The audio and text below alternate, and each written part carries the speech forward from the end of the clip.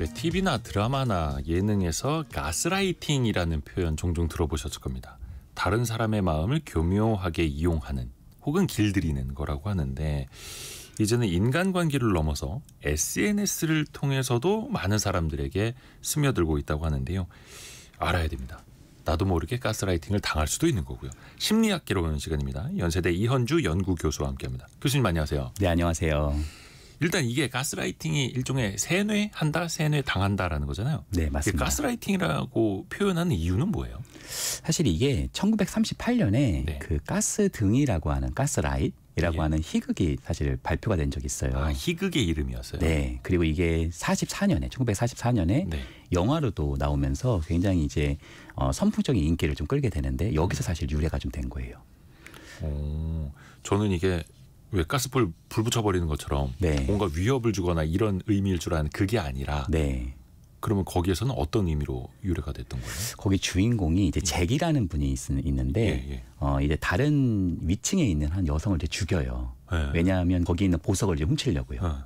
그러다 보니까 이제 죽이고 나서 거기 가가지고 이제 보석을 계속 찾는 거죠. 예. 근데 이제 잭의 아내가 벨라라는 분이 나오는데, 이게 가스 등이라는 게 그 당시에는 한쪽이 이렇게 밝아지면 다른 쪽은 좀 어두워지는 그쵸, 거거든요. 그쵸. 그러니까 이제 그 남편이 가서 이제 계속 찾으니까 이게 뭔가 가스 등이 그쪽은 밝아지니까 이쪽은 어두워지잖아요. 예. 그러니까 여보, 이게 뭔가 우리 가스 등이 좀 어두워져. 그리고 윗집에서 뭔가 소리가 자꾸 들려.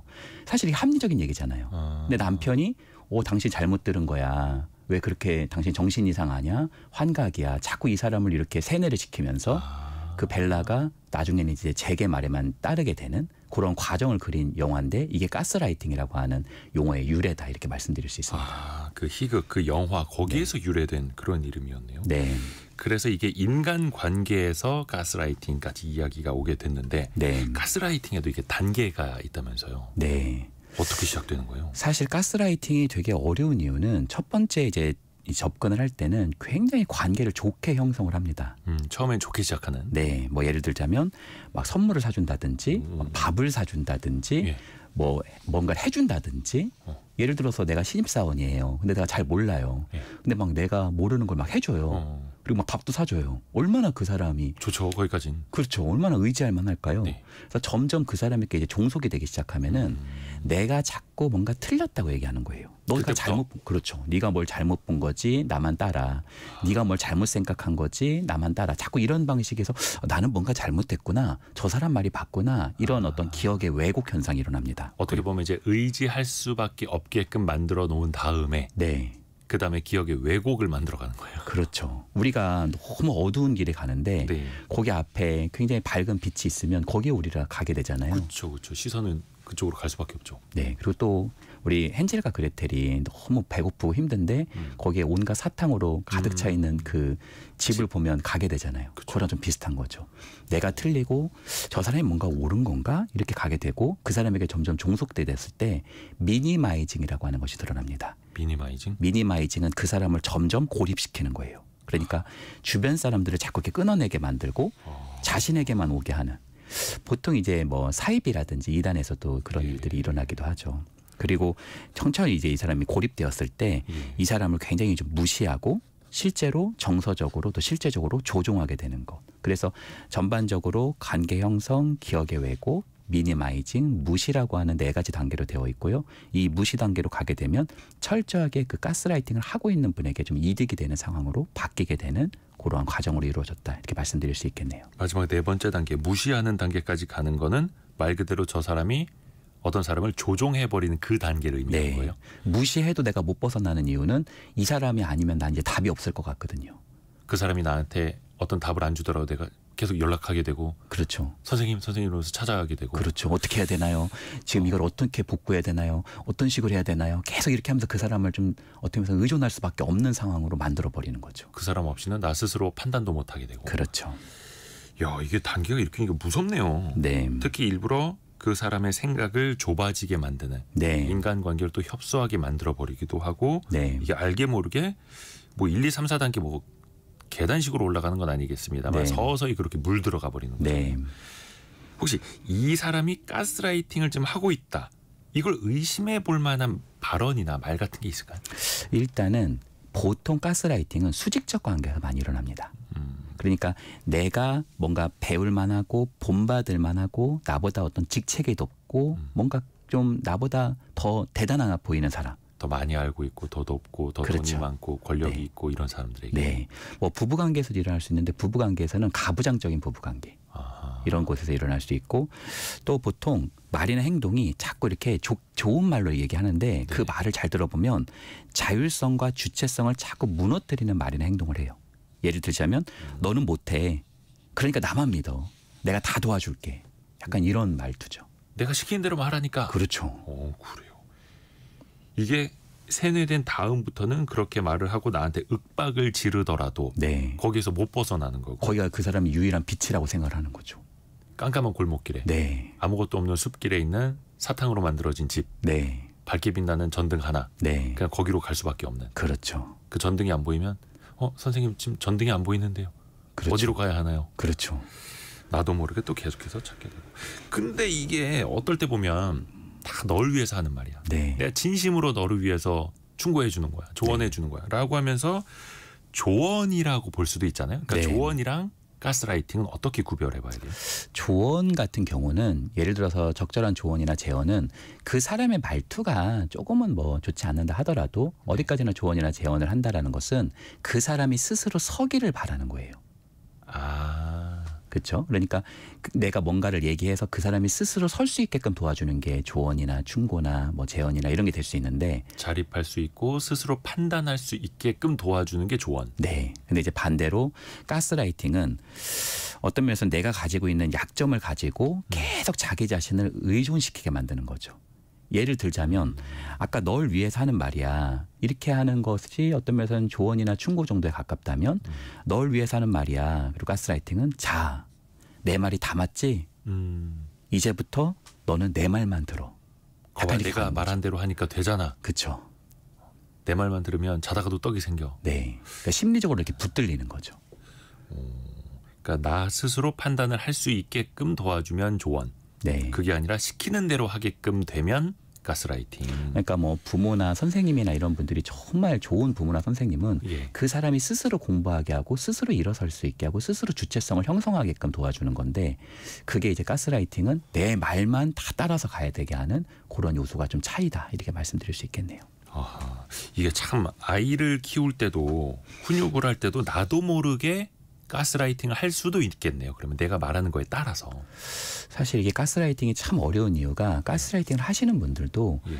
무의식적으로 이걸 할 때 그 사람을 꼭 착취하고 나쁘게 하고자 하는 것이 아닌 경우도 상당합니다. 내가 나쁜 의도를 가지고 가스라이팅을 해야지가 아니라 네. 그냥 그 사람 도와주려다가 네. 가스라이팅이 되어버리는 경우예요. 그렇죠. 사실 굉장히 좀 이타성을 가지고 또 그 사람을 너무 사랑하고 또 그 사람을 너무 생각해서 사실은 그렇게 하는 경우들도 있는데 그게 자신의 어떤 역동하고 이렇게 얽히면서 서로 동반을 의존되게 되는 그런 경우들도 상당하죠. 내가 진심으로 저 사람 걱정돼서 네. 사랑해서 해준 말인데 그게 결국은 가스라이팅이 됐고 그 사람은 그냥 의존적으로 만들었던.